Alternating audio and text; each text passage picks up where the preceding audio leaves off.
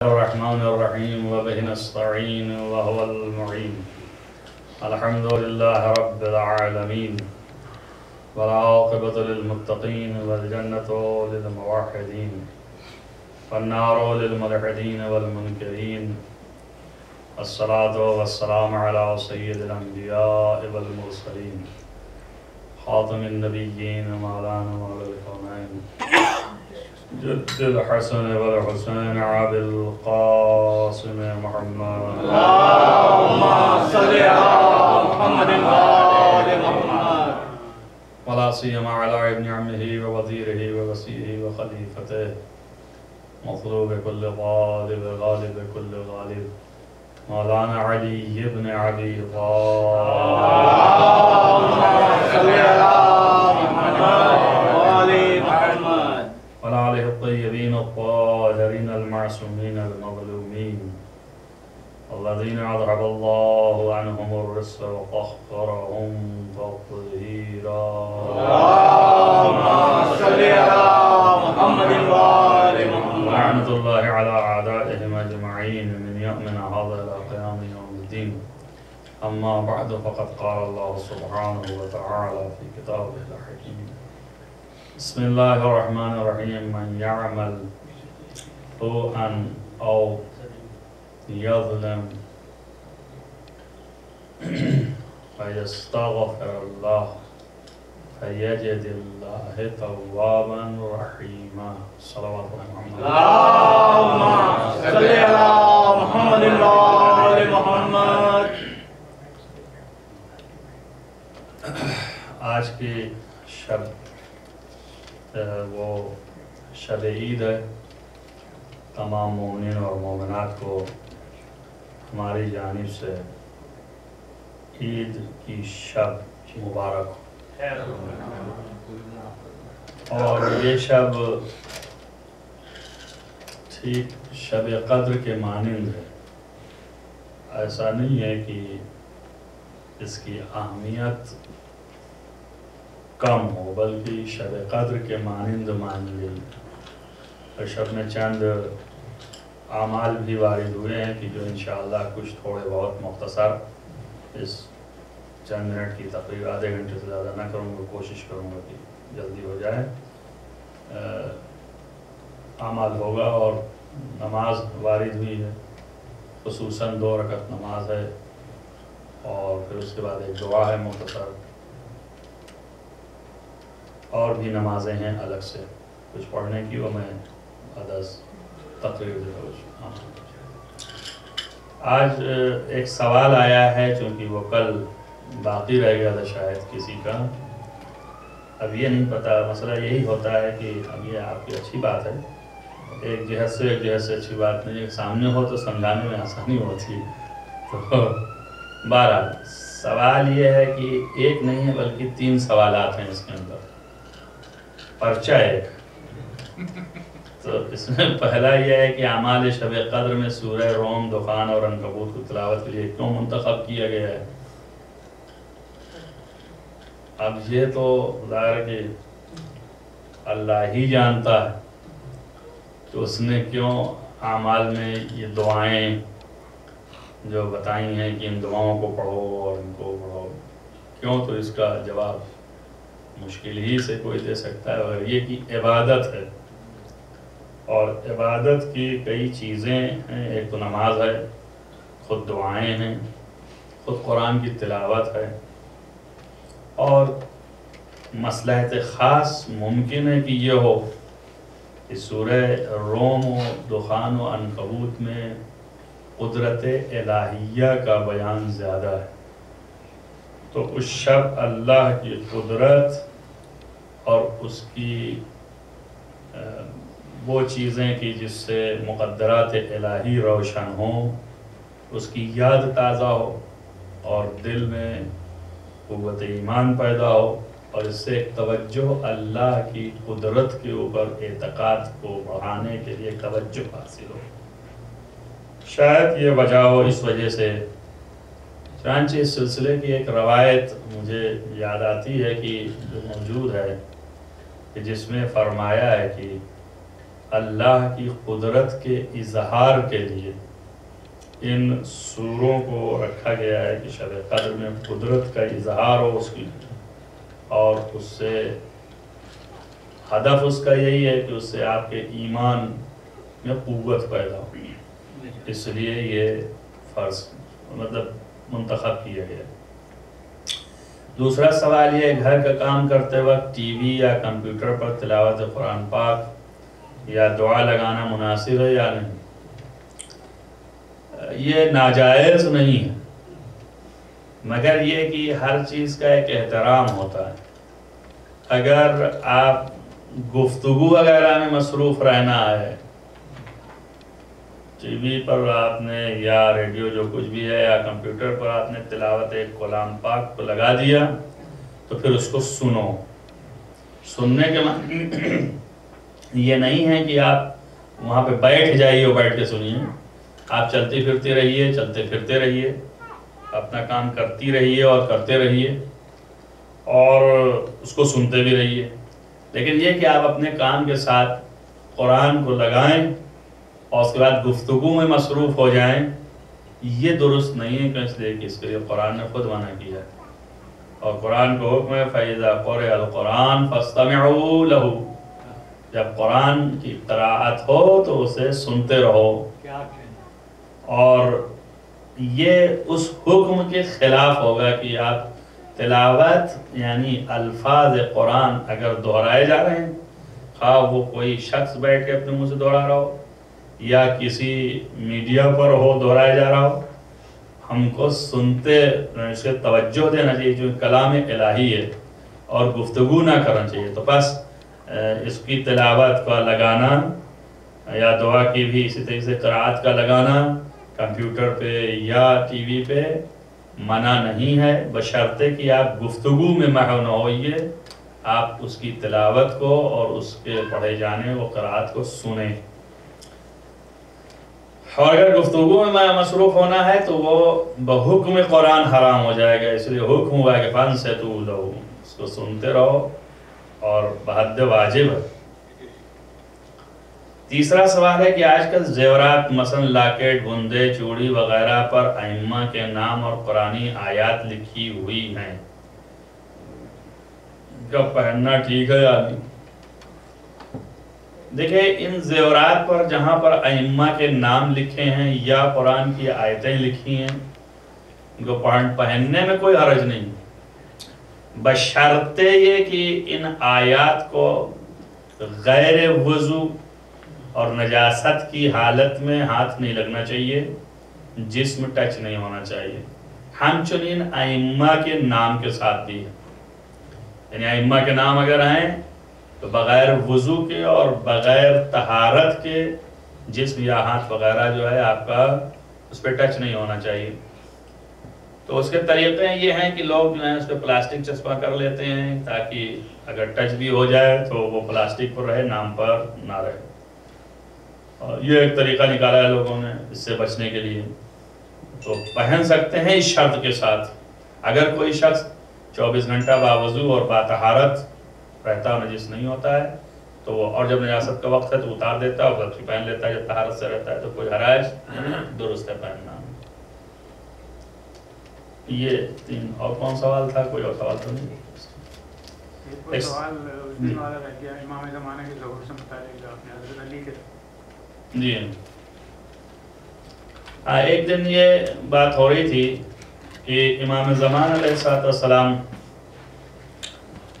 کو پہچانے کیسے کہ یہ امام زمانہ ہی ہیں، تو ان کے پہچاننے کے لیے کیا کرنا چاہیے، اس مفہوم کو ادا کرنے کے لیے اس اعتراض کے جواب میں ہم نے کہا تھا کہ جو اعتراض یہ کیا جاتا ہے کہ امام زمان علیہ السلام آپ کے زمانے کے امام ہیں۔ دیکھیے، ہمیشہ یہ میں نے پہلے بھی مقدمتاً پھر کہہ دوں، پہلے بھی یہ بتایا کہ یہ کچھ افکار اس طرح کے لائے جاتے ہیں تاکہ شیعوں کو بہکائیں، یہ جو بیچارے ائمہ کی سے ارادت رکھتے ہیں ان کی ارادت کو کم کریں۔ لہذا امام زمانہ کا تذکرہ کیجئے، حضرت علی کا تذکرہ کیوں کرتے ہیں؟ یا ابھی تو ہمارے زمانے کے امام زمانہ ہے، حضرت علی تھوڑی نا، تو حضرت علی کا تذکرہ نہیں کریں، امام زمان کا تذکرہ کریں۔ تو میں نے اس کا ایک جواب دیا تھا کہ بھئی اگر امام زمانہ کا تذکرہ کریں، امام زمانہ کو پہچاننا چاہیں تو کیسے پہچانیں گے؟ تو میں اس کو اور وضاحت کے ساتھ بیان کر رہا ہوں، آپ پھر سے توجہ کریں اور سنیں۔ بات دراصل یہ ہے کہ امام زمان علیہ السلام اس حیثیت سے کہ وہ امام ہیں، بحث امامت جب کریں گے تو جن صفات کے ذریعے سے امام کی امامت ثابت کرنی ہے وہ امام زمانہ کے صفات نہیں ہیں میرے پاس کہ میں بیان کر سکوں۔ وہ بہرحال امیر المومنین علی بن ابی طالب علیہ السلام اول امام، ان کے صفات کے ذریعے سے ہم استدلال کریں گے کہ بھئی جو شخص اس صفت کا مالک ہے وہ امام ہے، اور یہ صفت اس میں پائی جاتی ہے۔ اب یہ صفت دیکھیے مولا کائنات میں پائی جاتی ہے، امام ہے۔ اگر امام زمانہ ہونے کا کوئی دعویٰ کرتا ہے تو اس کے اندر بھی اگر یہ صفات پائے جاتے ہیں تو وہ امام ہوگا۔ یہ آپ کیسے جانیں کہ یہ صفات کون سے ہیں؟ تو وہ ظاہر ہے کہ ائمہ کے حالات اور ان کی سوانح عمری اور ان کی زندگی اور ان کے کرامات، ان کے اقتدارات، ان کے فضائل جو مرقوم ہیں وہ آپ پڑھیں گے، اسی سے امام زمانہ کے بھی فضائل نکلیں۔ چونکہ امام زمان علیہ السلام کی زندگی اس طرح کی نہیں گزری ہے کہ ان کے کرامات و فضائل اس طرح کے کھل کے سامنے آئے ہوں جیسے امیر المومنین کے۔ ہم نے یہ ایک مثال دی تھی، ظاہر ہے کہ اگر کوئی شخص یہ کہے کہ میں حضرت موسیٰ کو دیکھنا چاہتا ہوں، حضرت عیسیٰ کو دیکھنا چاہتا ہوں، میں جو ہوں وہ آدم کو دیکھنا چاہتا ہوں، نوح کو دیکھنا چاہتا ہوں، ظاہر کہ آدم تو نہیں ہے تو کیسے دیکھے وہ، نوح نہیں ہے کیسے دیکھے، موسیٰ نہیں کیسے، عیسیٰ نہیں کیسے، تو دیکھے اگر تو حقیقتاً علم آدم، علم نوح، زہد نوح، حیبت موسیٰ، کرامت موسیٰ، تقوی عیسیٰ، اعجاز عیسیٰ، اسی کے ذریعے سے پہچان سکتا ہے۔ اور یہ ساری چیزیں جو ہیں اس عہد میں آدم کی نسبت سے جو ہیں وہ غلط طریقے سے بیان ہے، یعنی اس کو دوسری قوموں نے نیست و نابود کیا۔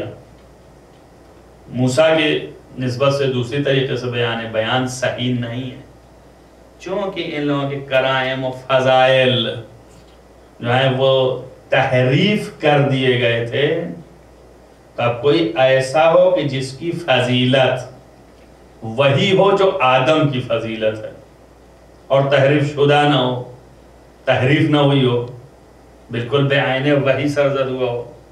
یہ سبب تھا کہ اگر کوئی اس زمانے میں پیغمبر کے عہد میں تذکرے ہوتے تھے، کوئی تذکرہ، دو اینگل تھے اس حدیث کے، کہ کوئی تذکرہ جو ہے وہ حضرت آدم کا کرتا تھا، کوئی نوح کا، یہودیوں میں سے آیا تھا، تو تورات کے ذریعے سے جو اس کے اندر واقعات ہیں اسے بیان کرتا تھا دین اسلام کے اندر۔ اسی لیے ہمارے یہاں معروف ہے، خالص معروف ہی نہیں ہے بلکہ حقیقت یہی ہے، عامت المسلمین بیچارے مبتلا ہی اسی میں ہیں، حقائق آل محمد سے دور ہو گئے، حاصل نہیں کر سکے۔ اسرائیلیات زیادہ دخیل ہیں ہمارے کتابوں میں، ہمارے یہاں مفسرین کے یہاں بیانات میں زیادہ تر اسرائیلیات، اس زمانے کے اسرائیلی قبیلوں کے لوگوں کے جو زبانی اور جو گڑھے ہوئے واقعات تھے وہ تحریر ہو کے ادھر آ گئے۔ کیوں ہوئے تحریر؟ اس لیے کہ عہد پیغمبر میں بھی یہ لوگ آ کے یہی بیان کرتے تھے، تو چونکہ یہ بیان کرتے تھے تو اس طرح وہ حضرت آدم کو دکھانا چاہتے تھے کہ آدم یہ ہیں، نوح کی تصویر کھینچنا چاہتے تھے کہ نوح یوں ہیں، موسیٰ کی تصویر کھینچنا چاہتے تھے کہ یوں ہیں، تو پیغمبر نے فرمایا کہ تم مسلمان ہو اور یہ تحریف شدہ ذکر جو لے آ رہے ہو یہ حقیقت نہیں، یہ صحیح نہیں، غلط نسبت جو ہے انبیاء کی طرف دی جا رہی ہے۔ اس سے بہتر ہے کہ تم بجائے ان کے تذکروں کے، اگر تمہیں آدم کو ان کے علم میں دیکھنا ہے واقعاً کہ آدم کیسے تھے تو علی کو دیکھو۔ علی جو ہیں وہ علم آدم کے آئینہ ہیں۔ اگر تمہیں نوح کا ان کا زہد دیکھنا ہے تو علی کو دیکھو، یہ ان کے زہد کے آئینہ ہیں، یعنی ان کو دیکھا تو تم نے ان کو دیکھ لیا۔ اگر تمہیں حضرت داؤد کی تصویر دیکھنی ہے، ان کی عدالت، تو علی کو دیکھو۔ تمہیں اگر موسیٰ کی ہیبت و کرامت دیکھنی ہے تو علی کو دیکھو۔ تمہیں اگر عیسیٰ کا اعجاز دیکھنا ہے تو علی کو دیکھو۔ سوال یہ ہے کہ اس وقت پیغمبر جب کہہ رہے تھے تو علی موجود تھے، تو لوگ علی کو دیکھ رہے تھے۔ اب علی موجود نہیں ہیں، مگر علی کے تذکرے کے آئینے میں ہم علی کو دیکھتے ہیں۔ نعرہ حیدری، نعرہ صلوات۔ علی کے علم کا جب تذکرہ ہمارے سامنے ہوگا اور ہم بیان کریں گے کہ علی کا علم کیا تھا، تو علی کی تصویر کھینچے گی نظروں کے سامنے۔ پھر ایک معیار بنے گا کہ جب امام اول اس طرح ہے تو امام آخر بھی ایسا ہی ہوگا۔ تو میرے بیان کا مطلب یہ تھا کہ جب تک علی کا تذکرہ نہ ہوگا امام زمان کا تذکرہ نہیں ہو سکتا، منظور یہ تھا۔ اور ظاہر ہے کہ اور اس سے بھی زیادہ وضاحت کی جا سکتی ہے، میں سمجھتا ہوں شاید اتنی کافی ہے۔ برائے خوشنودی امام زمانہ بلند تر صلوات۔ علاوہ اس کے ان لوگوں کے لیے جواب تو اتنا کافی ہوگا کہ سارے ائمہ، امام زمان علیہ السلام نہیں بلکہ سارے ائمہ، امام رضا علیہ السلام سے روایت ہے، چھٹے امام سے روایت اور نویں امام سے روایت جو میری پیش نظر ہیں القطرہ میں موجود ہیں، کہ ان لوگوں کے سامنے کھڑے ہو کے راوی کہتا ہے کہ مولا ہم سوچتے ہیں کہ آپ کے فضائل بیان کریں، تو مولا ناراض ہوئے، غضبناک ہوئے اور فرمایا کہ اور ہم چاہتے ہیں کہ ہمارے جد علی ابن ابی طالب کے فضائل بیان کرو۔ فضائل منبر سے علی کے بیان کرو۔ ابھی جو میں نے علت بیان کی نا کہ یہودیت سے آیا تھا، مسلمان ہوا تھا، اسرائیلیات سے لے آ کے واقعات سناتا تھا، عیسائیہ مسیح تھا، مسیحی تھا، عیسیٰ مسیح کے واقعات لا کے سناتا تھا اور اس طرح کے واقعات جو تحریف شدہ تھے۔ کافر تھا، حالت کفر کے واقعات ادھر ادھر کے سناتا تھا۔ اگر یہ نہ کرتا ہوتا تو یہ جملہ کہنے کی ضرورت ہی نہیں تھی کہ زینوا مجالسکم بذکر علی ابن ابی طالب، یعنی جو جس مکتبہ فکر کا تھا وہ سب آ کے مجلس یعنی بیٹھنے کی جگہ سب آ کے بیٹھتے تھے اور بیٹھ کے آپس میں تذکرے وہی کرتے تھے۔ تو پیغمبر نے فرمایا ان تذکروں میں کچھ نہیں رکھا ہے، بلکہ اپنی مجالس کو ذکر علی سے زینت دو، اس تذکرے کو کرو کہ جس سے تمہیں فائدہ پہنچے گا۔ اس کے معنی یہ ہیں کہ ان تذکروں سے دو نقصان سر دست نظر آ رہے تھے۔ ایک تو خود روح جو ہے وہ مردہ ہو، کوئی حاصل نہیں تھا کہ اس لئے کہ تحریف شدہ ہے، یہ بھی نہیں کہہ سکتے انبیاء کا ذکر ہو رہا ہے، غلط چیزیں نسبت دی جا رہی ہیں۔ دوسرے یہ کہ یا کفر و شرک کا ذکر ہو رہا ہے تو اس سے روح جو ہے خالدہ ہو، روح جو ہے وہ بلندی نہیں حاصل ہوگی، ایمان میں قوت نہیں ہوگی، اور جب یہ ہوگا تو روح پر اثر ہوگا، ایمان بھی آپ کا منخسف ہوگا یعنی گھٹے گا، اور عمل کی کیفیت نہیں پیدا ہوگی۔ مگر جب علی ابن ابی طالب کے فضائل، کرامات، زندگی، گوشہ حیات کا تذکرہ کرو گے اپنی مجلس میں تو روح کو بھی قوت ملے گی، ایمان میں بھی اضافہ ہوگا، اور تمہارا کردار سنورے گا، عمل ڈھل کے نکلے گا. اور محمد وآل محمد صلوات. اسی لیے فضائل علی ابن ابی طالب کا ذکر لازم ہے. علاوہ اس کی عبادت ہے.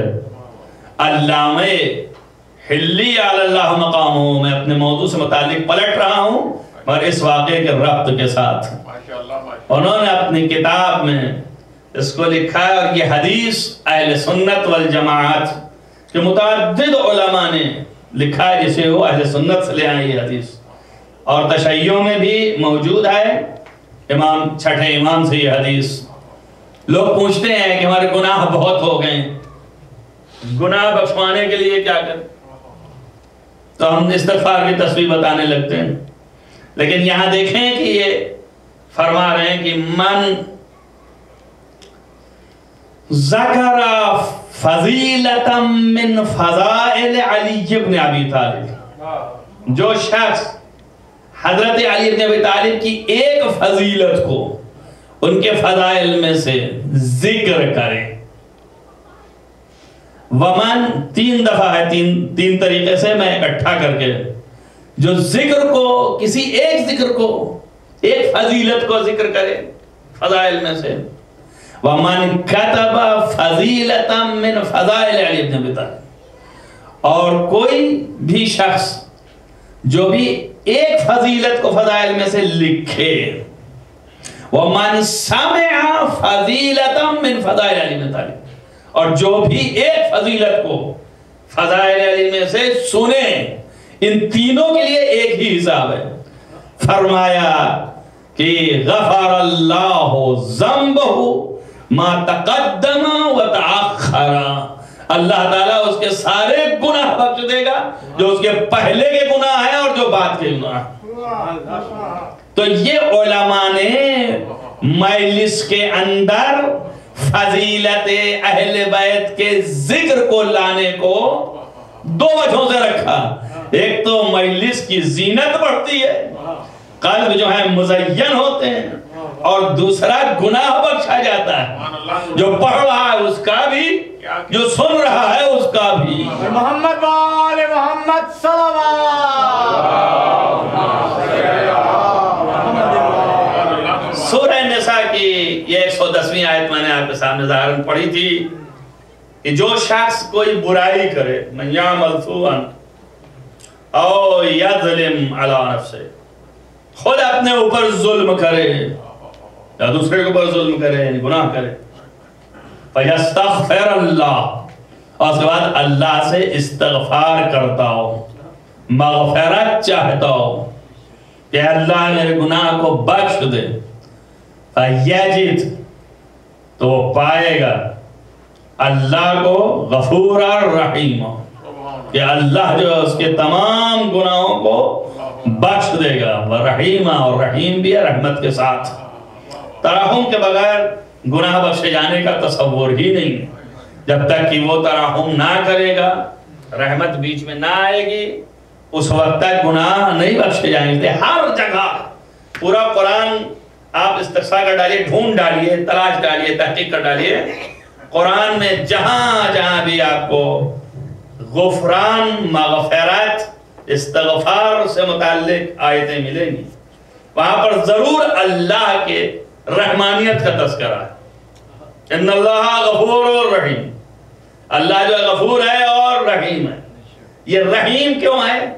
اس لیے کہ غفور ہے. غفور کیوں ہے؟ اس لیے کہ رحیم ہے. یعنی بغیر ترحم کے مغفرت نہیں کر سکتا. ترحم کے معنی ہی یہ ہے کہ وہ آپ کی طرف متوجہ ہو، محبت کی نگاہ سے دیکھے. اللہ اپنے بندوں کی طرف محبت سے محبت کی نگاہ سے دیکھنے کا نام ترحم ہے. اور اسی وجہ سے جس قدر وہ تم سے ترحم کرے گا، اسی قدر تمہیں معاف کرتا چلا جائے گا. چنانچہ مختلف آیات اس کے اوپر شاہد ہیں. تمام آیات کا اگر آپ استقصاء کریں تو اس نتیجے تک پہنچیں گے. ان اللہ غفور الرحیم، اللہ جو ہے وہ مغفرت کرنے والا، رحمت کرنے والا ہے. پہلے رحمت کرے گا، ترحم کرے گا اور پھر اس کی محبت کرے گا آپ سے تبھی کچھ دے گا. ایسا تھوڑے دشمنی میں آپ کسی کو کچھ دیتے ہی نہیں, منہ پھیر لیتے تو آپ پھیرے رہ جاتے ہیں. یعنی فطرت یہ ہے. مگر جب محبت ہوتی ہے تو کیسے آپ متوجہ ہوتے ہیں؟ محبت ہے, زیادہ محبت جب ہوتی ہے تو متوجہ ہوتا ہے انسان. جب متوجہ ہوتا ہے تو پھر اس کے بعد پھر کچھ دل کو رغبت پیدا ہوتی. تو ایسے ہی اللہ تعالی جب آپ کی طرف متوجہ ہو اور رغبت پیدا کرے اس بات کا کہ آپ نے جو سوال کیا اس کا جواب دے, اسی کیفیت کا نام ترحم ہے. اور جہاں اس نے ترحم کیا وہاں آپ کے سارے گناہ مٹ گئے. مغفرت کے معنی ہے مٹنے کے, یعنی گناہ کا مٹتا چلا گیا. تو اس کے معنی یہ ہوئے کہ رحمت اصل سبب مغفرت گناہ, یعنی گناہ کے بخشش کا سبب رحمت ہے. جہاں رحمت ہے وہاں گناہ نہیں, گناہ مٹ جائے گا. جہاں رحمت ہوگی وہاں گناہ نہیں ہے, جہاں گناہ ہے وہاں رحمت نہیں ہے. بس ایک بات معلوم ہو گئی کہ حقیقت رحمت یہ ہے کہ گناہ نہیں ہوتے وہاں پر. بس معلوم ہے گناہ کا چھوٹا بھی نہیں رہے گا. اب سوچئے آپ کہ جس کی ذات کو خدا نے مجسمہ رحمت قرار دیا وَمَا أَرْسَلْنَاكَ إِلَّا رَحْمَةً لِلْعَالَمِينَ, تو اس کے ہاں گناہ کا تصور ہی نہیں ہے. اسی کو عصمت کہتے ہیں. اور محمد وآل محمد صلوات صلی اللہ محمد وآل محمد. لہذا مغفرت, استغفار, توبہ, لوگ مسلسل ہر روز پوچھ رہے ہیں اور سوال کرتے ہیں کہ یہ استغفار کیا چیز ہے, توبہ کیا چیز ہے. قرآن عجیب و غریب امیر المومنین علی بن ابی طالب علیہ السلام کا بیان ہے اس سلسلے میں. اللہم صلی اللہ محمد. پہلی چیز تو یہ ہے اپنی جگہ پر بالکل متوجہ رہیں آپ کی, ہم اور آپ وعدہ کر کے پھر جاتے ہیں. گرچہ میری خود ذاتی تحقیق اس کے اوپر یہ ہے, فتویٰ بھی ہے کہ وعدہ خلافی حرام ہے. یعنی ایسا نہیں ہے کہ جائز سمجھ رہے ہوں یا وعدہ بجا لانا مستحب ہے. میرے نزدیک حرام ہے اگر کوئی شخص وعدہ خلافی کرے, اور اگر وعدہ کرے اسے ادا کرنا واجب, بشرط ہے کہ سہو نہ ہو رہا ہو, اس کو نسیان عارض نہ ہو, بھول نہ رہا ہو, یہ ایک الگ بحث. لیکن خود اس سلسلے میں علماء نے, پرانے گزشتہ علماء نے کوئی بحث خاص نہیں کی تھی. آپ بے شمار آیات قرآن کی جو ہیں موجود ہیں. آپ قرآن جو ہے اس کو دیکھیں, بے شمار آیات ہیں جس کے اندر حکم دیا جاتا ہے. پہلے ہی یہ آیت ہے کہ یا الذین آمنوا اوفوا بالعقود. آپ اگر کسی سے کنٹریکٹ کرتے ہیں, عقد باندھتے ہیں, عہد کرتے ہیں, وعدہ کرتے ہیں تو اس کو وفا کریں. دوسری جگہ پر ہے اوفوا بالعہد ان العہد کان مسئولا. اگر عہد کرتے ہیں آپ تو وفا کریں. یہ اگر وفا نہیں کریں گے تو سوال ہوگا عہد سے, کیوں تم نے وفا نہیں کیا. متعدد جگہ پر ہے کہ خدا نے, کیا تم بھول چکے ہو کہ تم سے عہد لیا ہے اور تم پھر عہد کو بھلا دیے. سورہ یاسین پڑھتے ہیں آپ, اسی میں دیکھیے, وہاں پر فرماتا ہے یا بنی آدم الم اعہد الیکم ان اعبدونی. اے بنی آدم, کیا میں نے تم سے عہد نہیں لیا تھا کہ تم صرف میری عبادت کرنا اور کسی اور کی عبادت نہ کرنا, کسی اور کو شریک نہ کرنا. پھر تم آگے یہاں بھلا دیے. عہد وہاں لیا تھا ہم نے. سورہ اعراف میں ہے, ایک دن مجلس میں ذکر کر چکا ہوں کہ خدا جو ہے وہ عہد لیا وہاں پر ساری روحوں سے. ایک الستو ربکم الاعلی قالوا بلا, تو سب سے عہد بھی لیا گیا. بس معلوم ہے کہ عہد کرنے کے بعد وعدہ, العہد هو الوعد, وعدہ کرنے کے بعد پھرنا جو ہے یہ جائز نہیں ہے, درست نہیں ہے. یہ ہمارے اور آپ کے لیے, پھر خود اپنے لیے متعدد جگہوں پر کہتا ہے, اور یہ صریح آیت ہے کہ ان اللہ لا یخلف المیعاد. اللہ تعالیٰ جو ہے وہ وعدہ کرنے کے بعد خلاف ورزی نہیں کرتا، بلکہ وہ کہے گا کہ ھذا الوعد حقا من اللہ، یہ وعدہ تھا اللہ کی طرف سے جو حق تھا، دیکھو پورا ہوا کہ نہیں ہوا۔ تو یہ معلوم ہوا کہ اللہ اگر وعدہ کر لے تو وہاں تو گنجائش ہی نہیں ہے وعدہ خلافی کی، اور وہ کھلے لفظوں میں کہتا ہے ان اللہ یقبل التوبۃ عن عبادہ، اللہ تعالیٰ جو ہے اپنے بندے سے توبے کو قبول کرتا ہے۔ تو جب قبول کرنے کا وعدہ کر لیا ہے تو وعدہ خلافی کرنے کا چانس ہی نہیں ہے۔ بس یہ ہے کہ توبہ کرنا چاہیے ہم کو، توبہ کریں ہم، استغفار کریں ہم، ادھر سے کوئی کمی نہیں ہے۔ لہذا آخر وقت تک کی گنجائش دی اس نے کہ اگر تم آخر وقت بھی ہمیں پکارو گے تو ہم تمہیں جواب دیں گے۔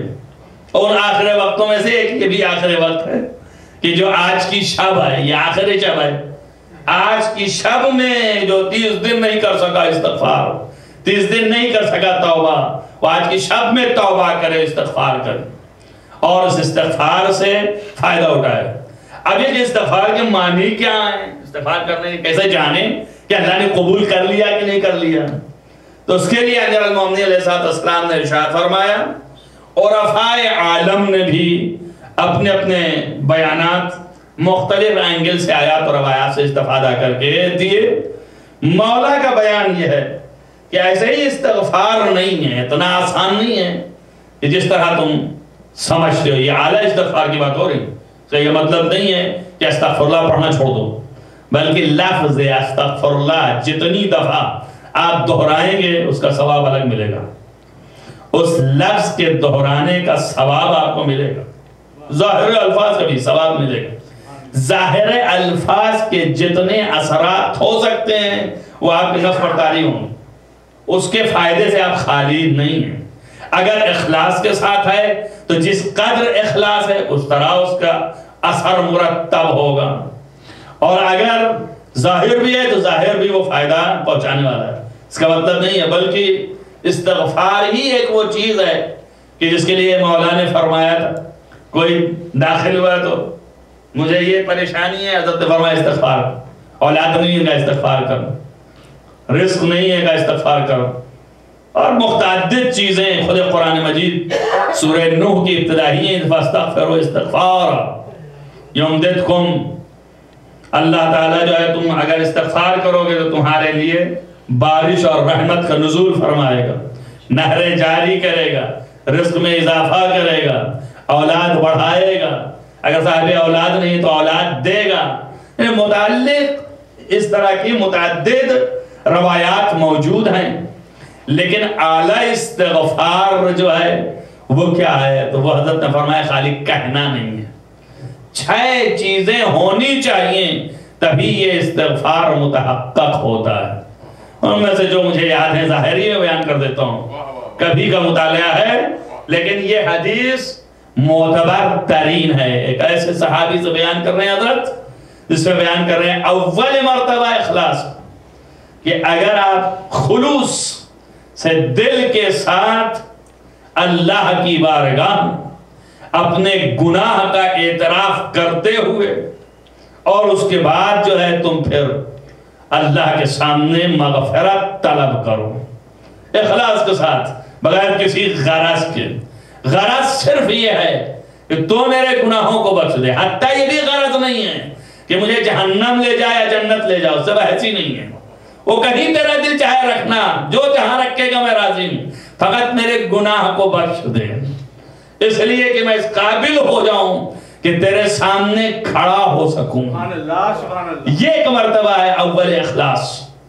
دوم، اگر اخلاص ہو گیا ہے تو ندامت، اپنے آپ کو ندامت ہو گناہ کے اوپر کہ یہ میں نے بہت غلط کیا تھا اور نہیں کرنا چاہیے تھا، اور اب نہیں کروں گا۔ والعزم علی ترک الذنب، یعنی گناہ کے ترک کرنے پر عزم، ارادہ، فی دام العمر، یعنی پورے عمر اب یہ گناہ دوبارہ نہیں ہوگا۔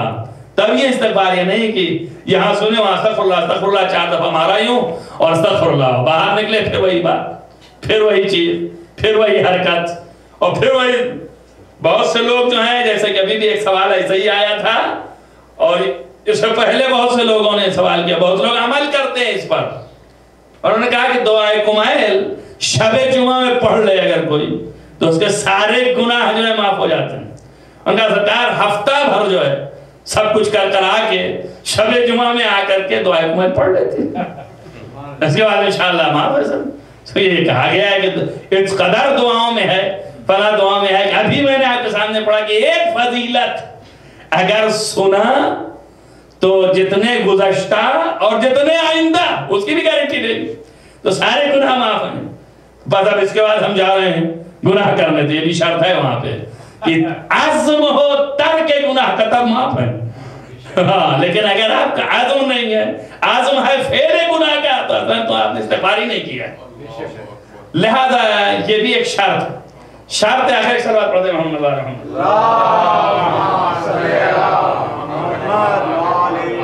برائے خوشنودی امام زمانہ بلند تر صلوات.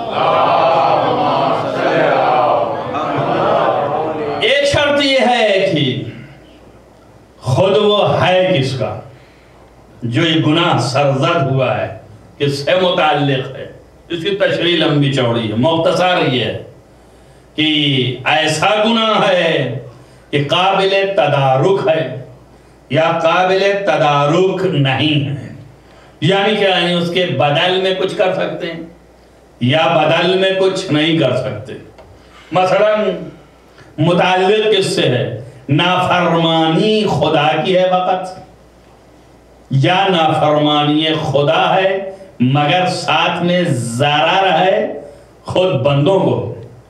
اگر اس نے ایسا عمل انجام دیا ہے جو اس سے نفس سے متعلق ہے اور خدا سے متعلق ہے، کسی اور سے نہیں متعلق، دو قسمیں ہیں، یا تو وہ تدارک کے قابل ہے یا تدارک کے قابل نہیں ہے، یا یہ عمل جو ہے وہ اس سے ہی تنہا متعلق نہیں بلکہ بندگان خدا سے بھی متعلق ہے، حق اللہ ہی نہیں حق الناس بھی ہے، تو اس کے موارد الگ. حضرت نے فرمایا تا وقت کی تدارک کے قابل نہیں ہے، جیسے شراب کا پینا، کیا تدارک کر سکتا ہے؟ بس یہ نافرمانی کیا خدا کی. ایسے موقع پر اخلاصاً للہ ہے، اللہ سے اخلاص کے ساتھ استغفار کرے، توبہ کرے، عزم کرے کہ مادام العمر دوبارہ نہیں کرے گا، اور اس کے ساتھ کہ یہ کبھی بھی جو سرزد ہوا تھا ندامت اختیار کرے. یعنی ندامت کیا ہے؟ روزمرہ بولتے ہیں جب آپ کسی کے سامنے کوئی غلط حرکت کیے رہتے ہیں، ایسے کی جو نازیبہ حرکت ہے اور جانتے ہی نازیبہ ہے، تو اس کے سامنے چہرہ نہیں ملاتے. آپ جیسے ہی سامنے آتے ہیں چہرہ چھپاتے ہیں اور نیچے ہوتے ہیں، تب وہ آپ سے کہتا ہے کوئی بات نہیں چھوڑی ہٹائیے بھول جائیے اس کو، کہتا ہے نا. اسی کیفیت کا نام ندامت ہے. یعنی اسی طرح بارگاہ خدا میں جب جائیں تو اپنے گناہوں کی یاد کے ساتھ گویا آپ چہرہ چھپا رہے ہیں خدا سے اور پکارتے جائیں کہ اللہ معاف کر دے. اب سر اٹھانے کی ہمت نہیں پڑ رہی کہ گویا اس کی جانب سے ترحم لاحق ہو اور یہ تمہارے دل کو الہام آئے کہ اب درگزر ہو گیا، اب ترک کر دیا تو نے تو ہم نے بھی اسے بھلا دیا. یہ ہے ایک کیفیت ندامت رکھتا. اس ندامت کے ساتھ مادام العمر تکرار نہ کرے گناہ کو، اور وہ گناہ کے اوپر استغفار کرے، توبہ کرے. ان اللہ یقبل التوبۃ عن عبادہ، اللہ تعالیٰ جو ہے اپنے بندے کے اس توبہ کو قبول کرے گا، وعدہ کیا انشاءاللہ قبول کرے گا. اور اگر کہیں سے طریق میں کمی ہے وہ ہے تو ہمارے پاس ایک ذریعہ اور سورس ہے، اس سورس کو بھی ساتھ میں رکھیں کہ جہاں پر بھی کمی ہے، ہم صحیح نہیں کہہ پا رہے ہیں، بات کو پہنچا نہیں پا رہے ہیں، لجہ اور شرم اس قدر ہے کہ جب سامنے کھڑے ہیں تو منہ سے الفاظ ہی نہیں نکل پا رہے ہیں، تو پھر ہم ایک ساتھ میں لے کے جاتے ہیں ہماری بات آپ کہہ دیجئے. تو اس میں اسی کا نام ہے شفاعت. یعنی آپ توبہ کے ساتھ محمد و آل محمد کے رشتے کو باندھے ہوئے ہیں. محمد و آل محمد صلوات.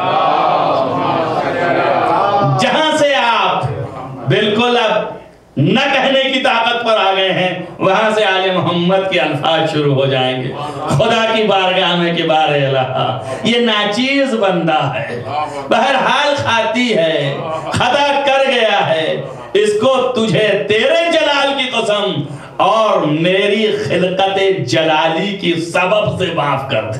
نعرہ حیدری، حیدری، نعرہ صلوات، اگر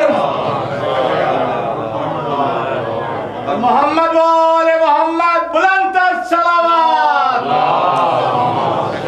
تدارک کے قابل ہے، یعنی یہ کہ نماز نہیں پڑھتا تھا، روزہ نہیں رکھتا تھا، حج نہیں کیا ہونے کے باوجود، زکوٰۃ نہیں دی، خمس کا مرحلہ شیعوں کے لیے قوم نے مسلمانوں کی اکثر تعداد نے تو بھلا ہی دیا۔ وَاعْلَمُوا أَنَّمَا غَنِمْتُم مِّن شَيْءٍ فَأَنَّ لِلَّهِ خُمُسُهُ، قرآن کی آیت ہے، مگر وہ مال غنیمت ہی سمجھے، اور بڑی غنیمت بات ہے کم سے کم مال غنیمت ہی سمجھا۔ ارے یہاں قرآن کو بہت کچھ انہوں نے ختم کر دیا، وہاں اس کو بھی ختم کر دیتے۔ جب صریح ہی کہہ سکتے ہیں کہ یہ حکم تھا پیغمبر کے دور میں، اب میں اسے حرام کرتا ہوں، تو کچھ بھی وہ کہہ سکتے تھے اور کسی طریقے سے ختم کر سکتے تھے۔ یہ تو خمس سے متعلق ہے، اہل بیت سے متعلق، قسم خدا کی اتنی عظیم چیز ہے۔ اللہ نماز میں شریک نہیں ہے، اللہ نماز پڑھتا ہے نہیں پڑھتا، روزہ رکھتا ہے نہیں رکھتا، حج کرتا ہے نہیں کرتا، جہاد کرتا ہے نہیں کرتا، شریک نہیں ہے، کسی عبادت میں شریک نہیں۔ لیکن خمس ایسی عبادت ہے کہ جس کے اندر خدا شریک ہے۔ پوچھا فرزند رسول یہ کیوں ایسا ہے؟ زکوٰۃ دینا بھی عبادت ہے، زکوٰۃ جانتے کیا ہے؟ یہ ہاتھ کا اوساخ ایدی الناس، لوگوں کے ہاتھ کے ہتھیلی کی گندگی کا نام زکوٰۃ ہے۔ اسی وجہ سے سادات پر حرام ہے، سادات پر جو حرام کیا ہے اس کی وجہ امام صادق علیہ السلام نے بیان فرمائی کہ یہ گندگی ہے ہتھیلی کی۔ اور خمس میں خدا شریک کیوں ہوا؟ تو آپ نے فرمایا لِکَرَامَتِنَا، صرف اس لیے کہ ہماری بلندی اور بزرگی کو ظاہر کریں۔ یہ خمس آل محمد کا حق ہے تو ان سے پہلے خدا کا حق ہے۔ خدا سے بڑی ہستی کائنات میں کوئی نہیں ہے۔ جب خدا حقدار ہے تب آل بیت حقدار، تب آل محمد حقدار، اور پھر وہ سادات بھی آل محمد کی اولاد ہیں، لہذا وہ بھی بنی ہاشم بھی اس میں شریک ہیں۔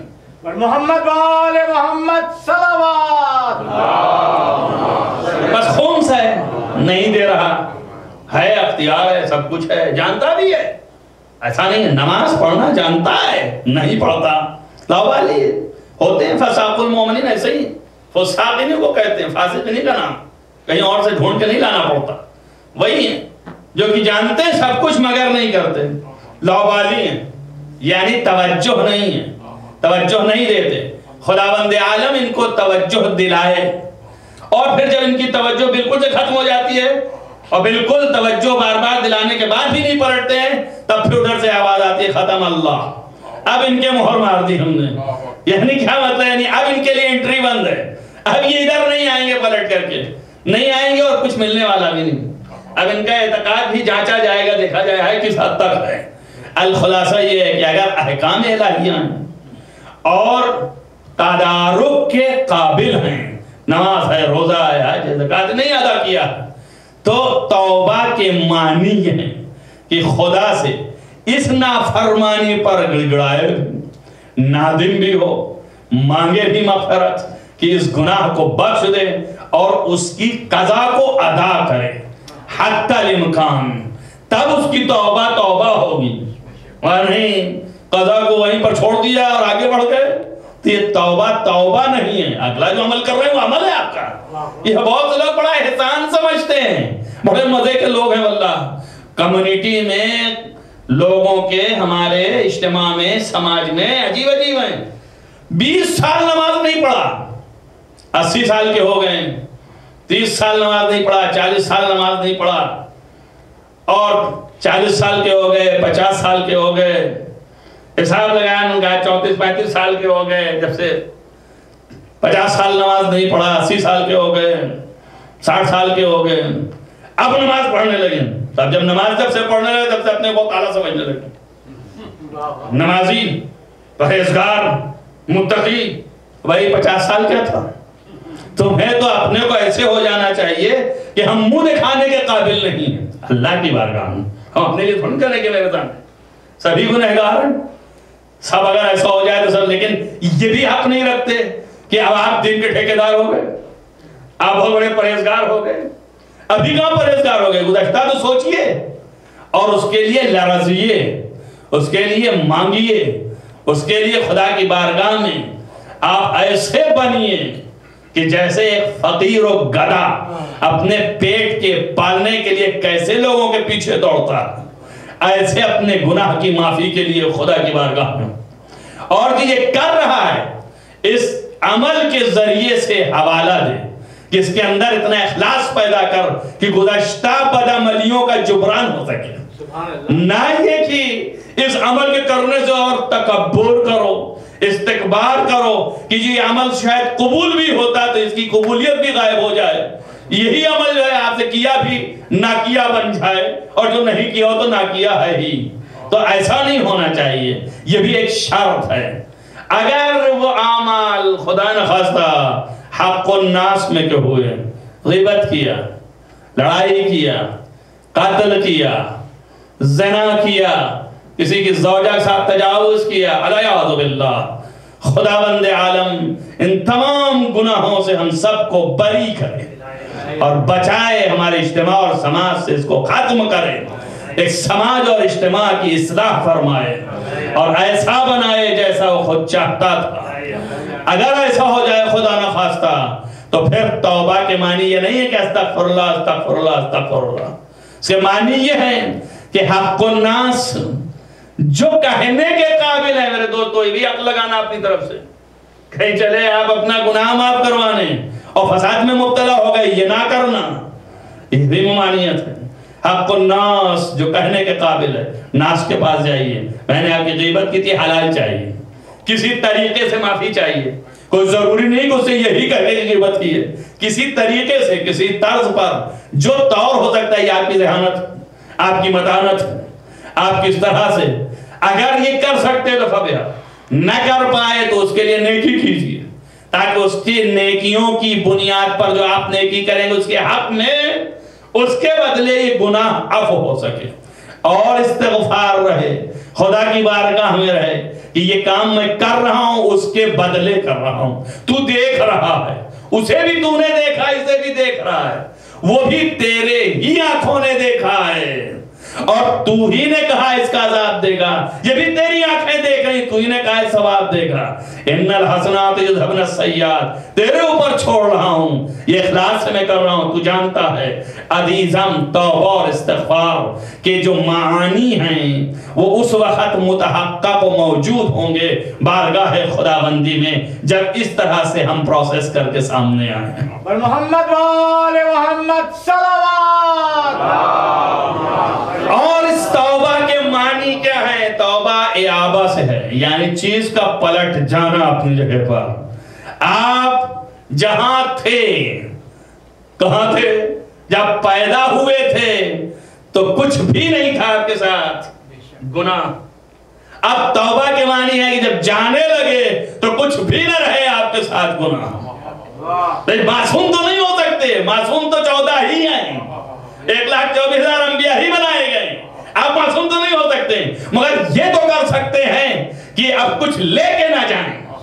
یہ تو کر سکتے ہیں نا، اس کی راہ بھی بتا رہا ہے کہ یہ راہیں ہیں، اس طرح ہو، ایسے وارد ہو کہ ایسے جب چلو تو کہو یا اللہ کچھ نہیں ہے میرے ساتھ. یہ فستو برب الکعبہ جو علی ابن ابی طالب نے فرمایا وہ اسی بنیاد پر فرمایا کہ جیسے آیا تھا ویسے ہی واپس جا رہا ہوں. نعرہ فستو برب الکعبہ.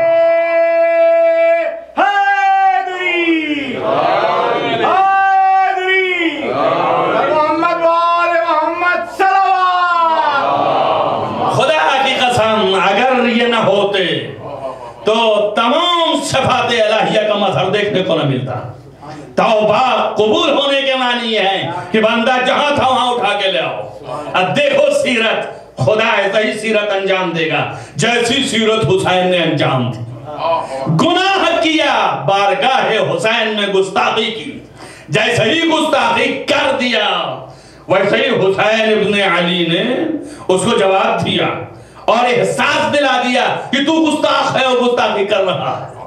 جب احساس ہو گیا کہ گستاخی ہے تو پھر استغفار چاہ گیا، معافی چاہ گیا، توبہ چاہ گیا، قدم پہ گر پڑا کہ کیا مجھ جیسے گنہگار کا بھی گناہ معاف ہو سکتا ہے.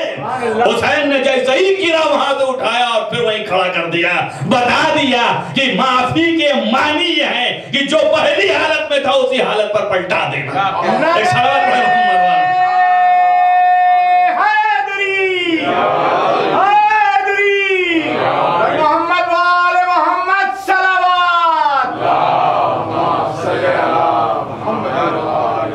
میں بارگاہ خداوندی میں بدست دعا التجا پذیر ہوں. یا اللہ تجھے واسطہ ہے اسی حسین کا.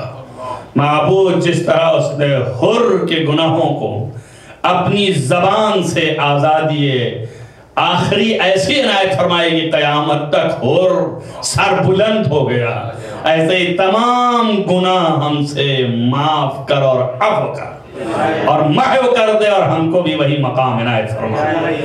بارہا تجھے واسطہ ہے کہ اس 30 دن کے اعمال کو قبول فرما.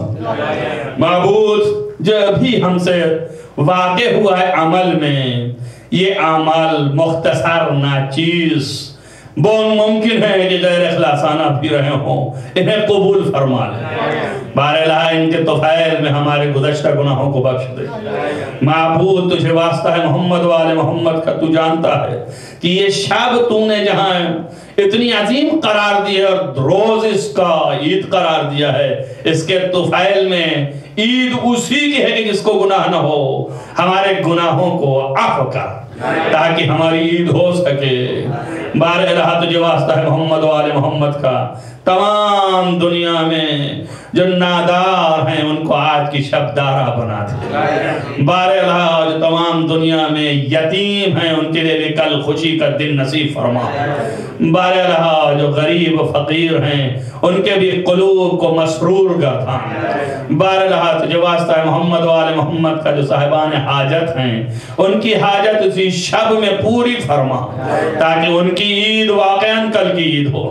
بارہ الہ تجھے واسطہ ہے محمد والے محمد کے جو مریض ہیں ان کو شفا دے تاکہ وہ اس مرض سے ابدی نجات پائیں. بارہ الہ تجھے واسطہ ہے محمد والے محمد کا جو مرحوم ہیں ان کو جوار معصومین میں جگہ عنایت فرما، ان کے دلوں اور روحوں کو خوشی عنایت فرما.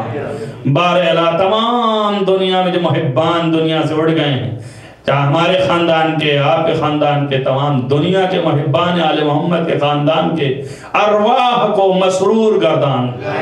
بارہ الہ تجھے واسطہ ہے محمد والے محمد کا تمام علماء عالم کا سایہ میں سروں پر محفوظ رکھ. بارہ الہ امام کا ظہور جلد از جلد فرما. اولین و آخرین عید ہماری یہ ہے کہ معبود ہمارے والی و وارث کا ظہور جلد کرو. بارہا ان کے اصحاب و انصار میں شمار فرما، ان کے نوکران و خادمان میں ہمارا بھی نام لکھ. بارہ الہ تجھے واسطہ ہے محمد و آل محمد کا کہ ظہور حضرت حجت سے زہرا کے دل کو خوش کر دے. اللہم تقبل منی دعا بحق محمد و آلہ الطاہرین. صلوات.